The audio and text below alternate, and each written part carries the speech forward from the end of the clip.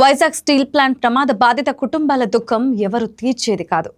ప్రమాదం జరిగిన తర్వాత కుటుంబానికి చివరి మాటలు చెప్పిన పైడిరాజు వీడియో అందరినీ కదిలించింది. తీవ్రంగా గాయపడిన కార్మికుడు పైడిరాజు మృత్యుతో జరిగిన పోరాటంలో ఓడిపోయాడు. కంటతడి పెట్టిస్తున్న ఆ వీడియో ఇప్పుడు గుండె బరువెక్కే జ్ఞాపకంగా మారింది.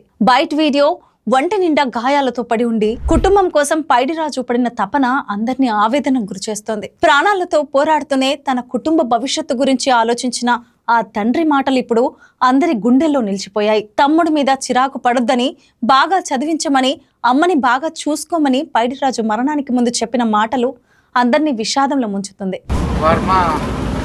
తమ్ముడి ముందు ఎప్పుడు చిరాకు పడకే, తమ్ముడిని బాగా చేపించరా, నువ్వు కూడా బాగా చేసినా, అమ్మని బాగా చూసుకోండి ఉంటాంటాడు. వీడియో రిలీజ్ చేసిన తర్వాత కూడా పైడిరాజు బతుకుతాడనే ఆశ చాలా మందిలో ఉంది. కానీ 7 హిల్స్ ఆసుపత్రిలో చికిత్స పొందుతూ చనిపోయాడు.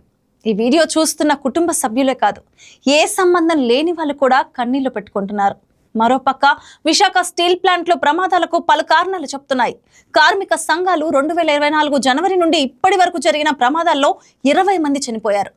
వీటిపై ఎలాంటి నివేదిక లేదు. అదే సమయంలో స్టీల్ ప్లాంట్లో ఉద్యోగులు రిటైర్డ్ అవ్వటమే తప్ప ఆ స్థానాల్ని భర్తీ చేయడం లేదు. సీనియర్లు, అనుభవజ్ఞులు రిటైర్డ్ అవుతుండడంతో కొత్త ఉద్యోగుల పర్యవేక్షణలో ఉత్పత్తి నడుస్తోంది. ఉద్యోగుల సంఖ్య తగ్గుతుంటే వర్క్ లోడ్, కొత్త ఆర్డర్ల ఒత్తిడి మాత్రం పెరుగుతోంది. ఇది కూడా ప్రమాదానికి కారణమే. ఆంధ్రుల హక్కుగా సాధించి తెచ్చుకున్న విశాఖ ఉక్కుని ప్రమాదాలకు అడ్డగా మారుస్తున్నది ప్రభుత్వ నిర్లక్ష్యమే. స్టీల్ ప్లాంట్ ని ప్రైవేట్ పరం చేయటంలో భాగంగానే ఈ కుట్రలు జరుగుతున్నాయనే వాదనలు బలంగా వినిపిస్తున్నాయి.